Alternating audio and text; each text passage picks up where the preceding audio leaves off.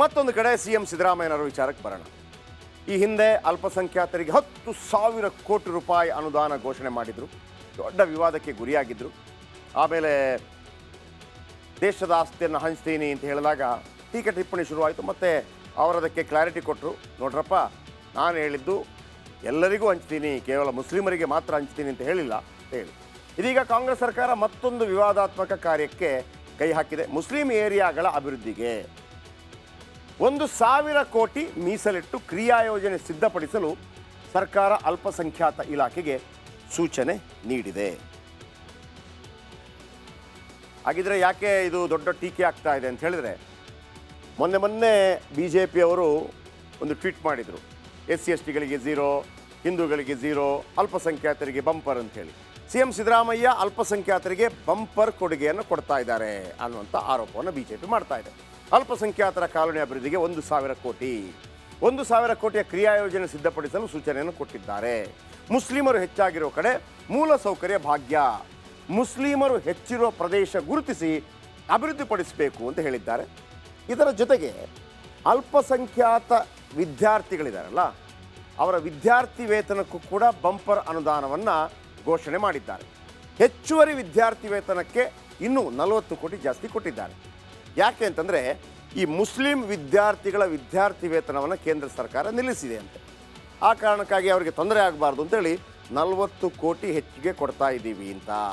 ಬಜೆಟ್ನಲ್ಲಿ 60 ಕೋಟಿ ಮೀಸಲಿಟ್ಟಿದ್ದ ಸಿದ್ದರಾಮಯ್ಯ ಅಲ್ಪಸಂಖ್ಯಾತರ ಸವಲತ್ತು ವಿತರಿಸಲೆಂದೇ ವಿವಿಧ ಯೋಜನೆ, ಆನ್ಲೈನ್ ಮೂಲಕ ಭಾರಿ ಪ್ರಮಾಣದಲ್ಲಿ ಅರ್ಜಿ ಸ್ವೀಕಾರ ಕೂಡ ಆಗ್ತಾ ಇದೆ.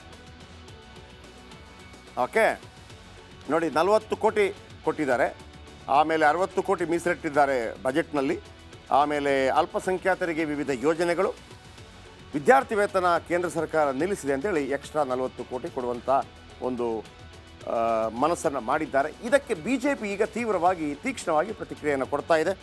ಯಾರು ಏನೆಲ್ಲ ಮಾತಾಡಿದ್ರು, ವಿಶೇಷವಾಗಿ BJP ಮತ್ತೊಂದು ಕಡೆ ಕುಮಾರಸ್ವಾಮಿಯವರು ಎರ್ರಾಬಿರ್ರಿ ಟೀಕೆಯನ್ನು ಮಾಡಿದ್ದಾರೆ. ಕೇಳಿಸ್ಕೊಂಡು, ಕರ್ನಾಟಕದಲ್ಲಿ ಸಿದ್ದರಾಮಯ್ಯನವರ ನೇತೃತ್ವದ ಕಾಂಗ್ರೆಸ್ ಸರ್ಕಾರ ಅಲ್ಪಸಂಖ್ಯಾತರಿಗೆ ಕಾಣಿಕೆಗಳ ಮೇಲೆ ಕಾಣಿಕೆ, ಬರದಿಂದ ನೊಂದಿರ್ತಕ್ಕಂಥ ರೈತರಿಗೆ ಒಂದು ರೀತಿ ನೇಣಿನ ಕುಣಿಕೆ. ಈಗಾಗಲೇ ಸುಮಾರು 500ಕ್ಕೂ ಹೆಚ್ಚು ರೈತರು ಆತ್ಮಹತ್ಯೆ ಮಾಡ್ಕೊಂಡಿದ್ದಾರೆ ಸಾಲದ ಬಾಧೆಯಿಂದ. ಬರ ಬಂದು ಸಾಲ ತೀರ್ಸೋಕ್ಕಾಗದೆ ಕಳೆದ 7 ತಿಂಗಳಲ್ಲಿ ಸುಮಾರು 500ಕ್ಕೂ ಹೆಚ್ಚು ರೈತರು ಆತ್ಮಹತ್ಯೆ ಮಾಡ್ಕೊಂಡಿದ್ದಾರೆ. ಇಷ್ಟೆಲ್ಲ ಇದ್ದರೂ ಕೂಡ ಸಿದ್ದರಾಮಯ್ಯನವರು ಒಂದು ರೀತಿ ಕಣ್ಣು ಕಾಣದ ಸಿದ್ದರಾಮಯ್ಯನವ್ರ ರೀತಿ ಬಂಪರ್ ಮೇಲೆ ಬಂಪರ್. ಈಗ ಹಿಂದೆ 10,000 ಕೋಟಿ ದಿನ ಏರಿಕೆ ಮಾಡ್ಕೊಂಡು ದುಡ್ಡು ವಸೂಲಿ ಮಾಡ್ಕೊಂಡು ಕೂದರ ಜನಗಳಿಗೆ ಹೊರೆ ಮಾಡಿ ಇವರು ಮುಸ್ಲಿಂ ಕಮ್ಯುನಿಟಿಗೆ 10,000 ಕೋಟಿ ಕೊಟ್ಟಾಯ್ತಾ ಇವರು? ಆ ಜನ ಅರ್ಥ ಮಾಡ್ಕೋಬೇಕು. ಮುಸ್ಲಿಂ ಸಮಾಜ ಹಿಜಾಬ್ ವಿಷಯದಲ್ಲಿ ಇವ್ರು ನಡ್ಕೊಂಡಂಥ ರೀತಿ ಇದೆಯಲ್ಲ, ಬೆಳಗ್ಗೆ ಒಂದು ಹೇಳಿ ಮಧ್ಯಾಹ್ನ ಚೇಂಜ್ ಮಾಡ್ಕೊಂಡಿದ್ದು. ಇಂಥ ವ್ಯಕ್ತಿಗಳು ನಿಮ್ಮ ರಕ್ಷಣೆ ಕೊಡೋರ? ಈಗ 1,000 ಕೋಟಿ ಅಂತ ಹೇಳೋರಲ್ಲ, ಅವ್ರನ್ನ ನಿಮ್ಮ ಉದ್ಧಾರಕ್ಕೆಲ್ಲ ಕೊಡ್ತೀನಿ ಅಂದಿರೋದು ಅವರಿಂದ ಅವರಲ್ಲ, ಅವ್ರನ್ನ ಉದ್ಧಾರ ಮಾಡೋಕ್ಕೆ ಮಾಡ್ಕೊಂಡಿರೋದು. ಬನ್ನಿ.